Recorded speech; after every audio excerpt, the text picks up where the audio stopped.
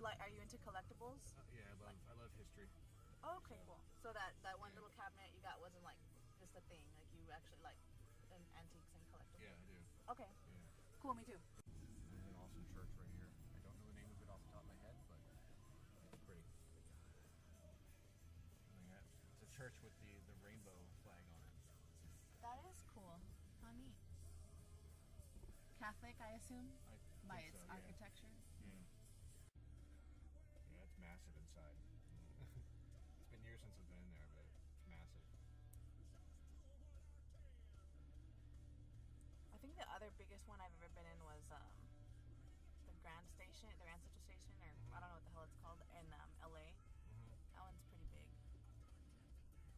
Because the one in El Paso is just like someone's house.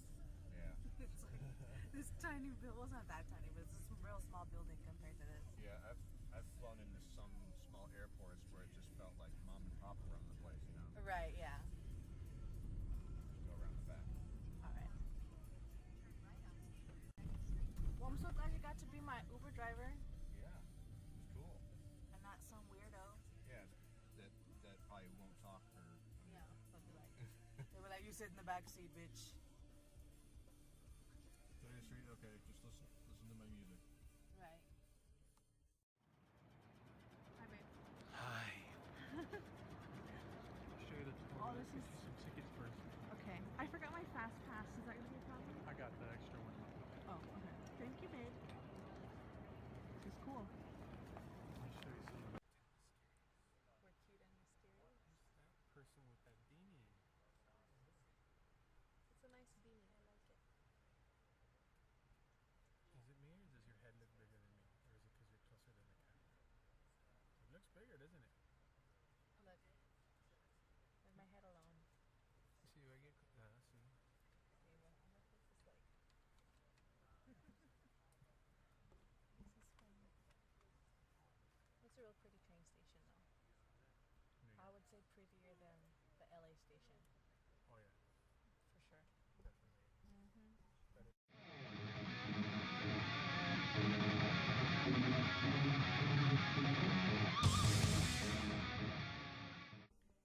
Alright, so finally made it to Delaware. It was a very long trip. I woke up at 5. No, I'm sorry, 5. I woke up at 4:45 this morning, and my flight was at 6:40. It was about an hour and a half to Las Vegas, and then from Las Vegas, I flew to Philadelphia, where I met a really cool person who was my Uber driver, which I had kind of requested.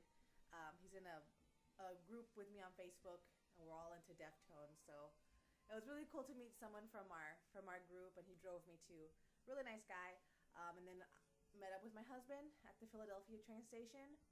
Took the train about 20 minutes, half an hour to Wilmington, and then we just got back right now. We went with one of my husband's coworkers, and we went to a restaurant called Mrs. Rubino's. Oh my god, the food was freaking amazing. I pigged out. We had, for dessert, I had a tiramisu, and then I had a Bloody Mary. One of the best Bloody Marys I think I've had ever. What else? And then I had they homemake their ravioli and most of their pasta. I had cheese tortellini with like a red crab sauce. It was amazing. And then we had bruschetta for after. I'm sorry, like I just get super excited about food because I love food a lot. Well, let me show you our little room. This is where my husband has been staying for about 8 weeks. Okay, so here's a bed. Here's the closet. It's a small studio-like apartment. Over here in the entrance is our kitchen, and right now he's in the bathroom. So this is kind of where we are at the moment. And tomorrow's gonna be kind of a weird day. My husband still has class. I might sleep in. I might go see relatives. I don't know. Tomorrow's just kind of a toss-up until he gets out of class. So up until then, I don't know what we're going to do. But this weekend, we're going to stay in Times Square. We're going to stay at a really nice hotel. Kind of splurged on that. Never done that before in a hotel, but it's gonna be a really fun experience, and we're gonna go have pizza with one of his other coworkers. It's gonna be so much fun, and maybe do some karaoke bars. I don't know, but we'll see. You are going in to our hotel room. Oh my god, this is cool. Where are the lights? They're on. No.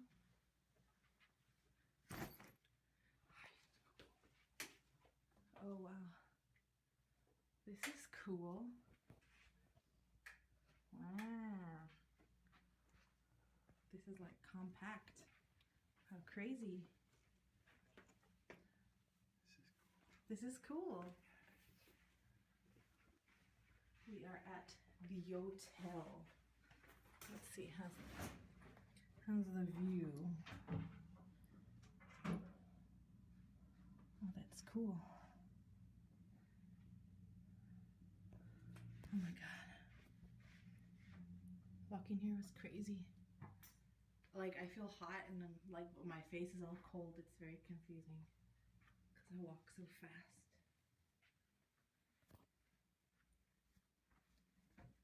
Huh. Neat. Okay, so tomorrow we're gonna go wake up, go to the garment district. I don't understand. I had that drink and your drink, had the sake at dinner. I don't feel drunk. I don't understand. I feel tired, but I don't feel. Why did I think I'm drunk, babe? This doesn't make any sense. This is crazy. Anyway, so that's the plan for tomorrow, and then Sunday we're supposed to go see Ground Zero. I want to check out our hotel. I'm not too excited about that though, because we're gonna have our suitcases and we're gonna be walking around everywhere with our suitcases until it's time to take the train back to Delaware. So that sucks. But we had a really good sushi dinner earlier, and they had a Lady Gaga roll, which was really interesting. I didn't have, but I saw it on the menu. I posted it on my Instagram, but it was interesting but delicious dinner. I think the restaurant was called Ajisai, if I'm pronouncing it correctly. I walked a lot, but I do plan on working out tomorrow just to give a little extra help to all the bad stuff that I've been eating. We went to Times Square and we bought some sweet empanadas. Who was it, babe? With those costume characters that got mad at that lady that's like, "You're a liar." Was it Batman or Spider-Man? Batman and Spider-Man. Oh man, there was there was a huge group in Times Square of like a bunch of people dressed as characters or whatever. They had Elmo, and then there was they had just taken the picture, right?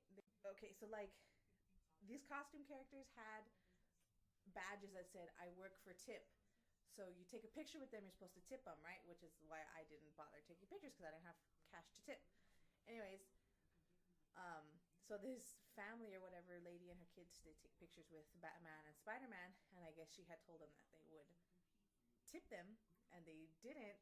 And then right as they're finished taking pictures, Spider-Man's all, "Hey, where's his tip? You're a liar. You're supposed to tip. You're a liar." Yeah, and Batman was not a happy Batman. It was quite hilarious, but all this. I want to get long fringe. I want to get all the fringe.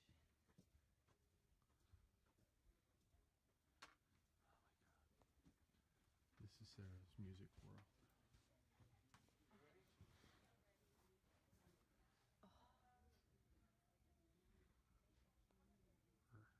We're slowly ingesting everything in our mind.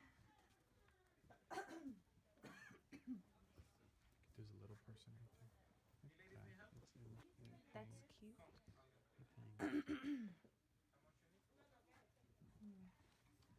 wonder if they have long.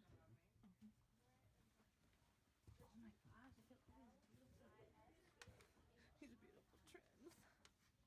So beautiful. She's crying. Should I do this one or should I do green? This purple one's really nice though.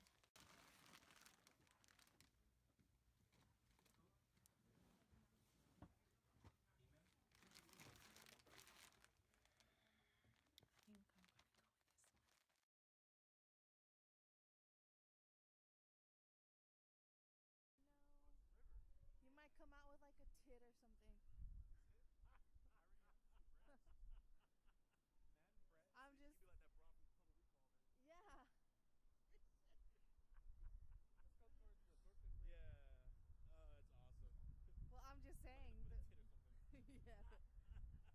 Yeah. I'll come out with a dick. He'll come out with a tit. I don't know. I'm just saying. I don't know. Waters. That will be a hell of a fee. I mean, I wouldn't doubt it. I mean, that river is contaminated with something.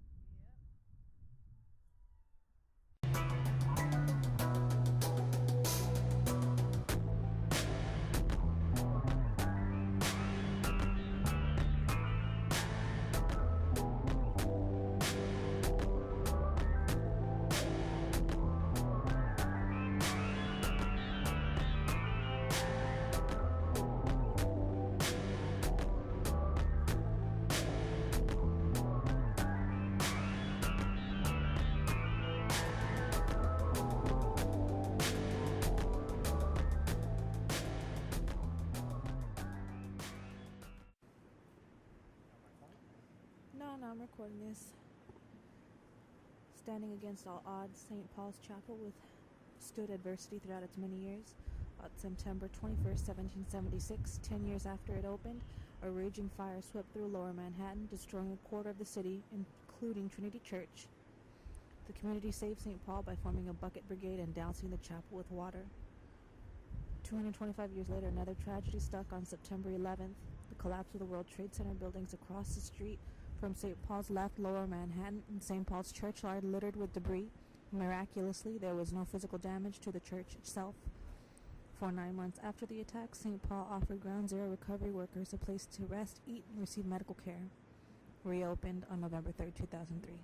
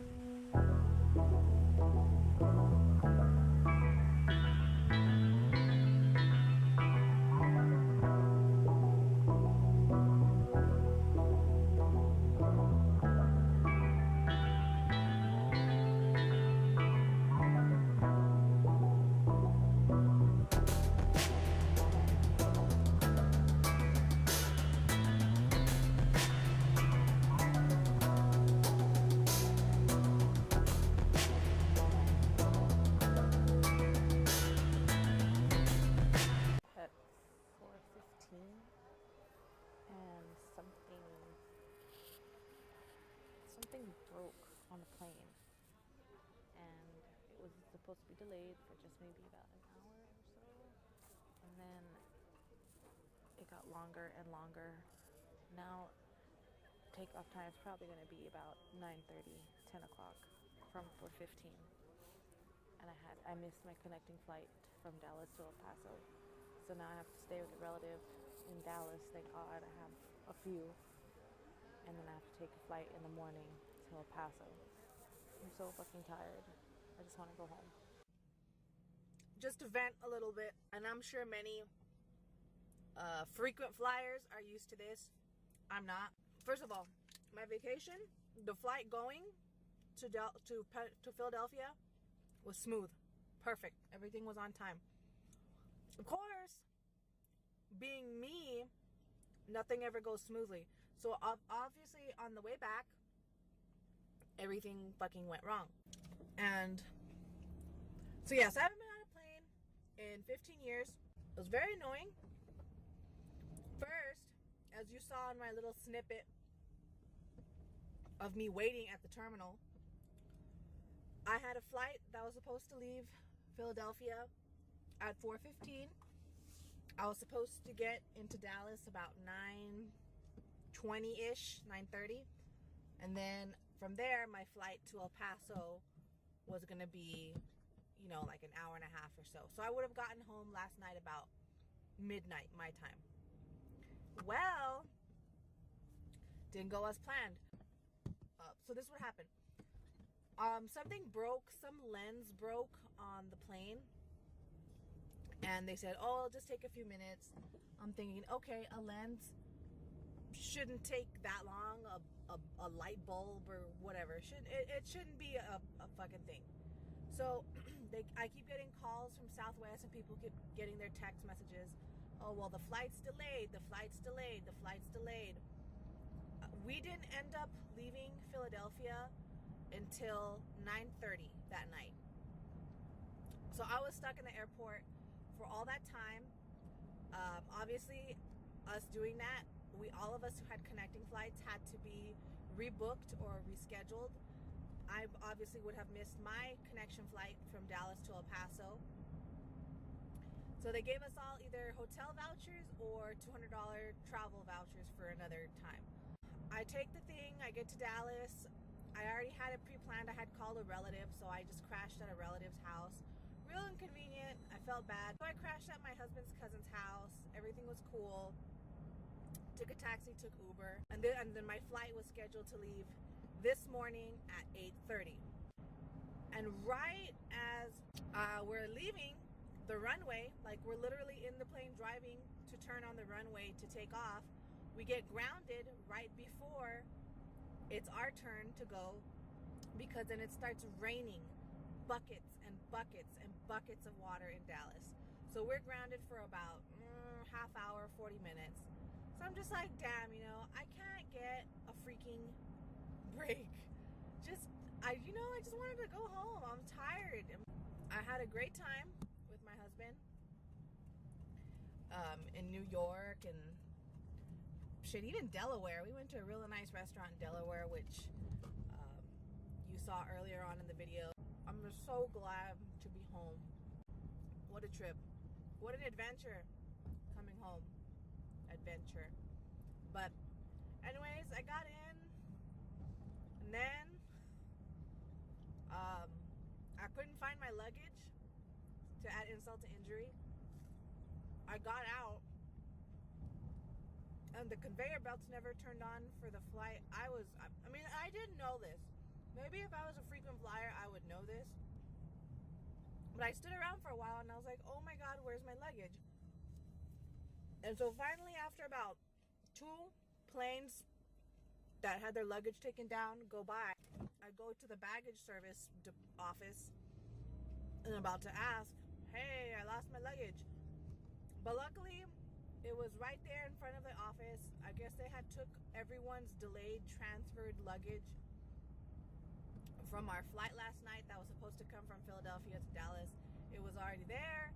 Thank God. I legitimately thought my luggage was lost. Just adding to the stress. The stress. Oh my God, why can't I not do something and it just not stress me out? But anyway, that's the end of this. I just wanted to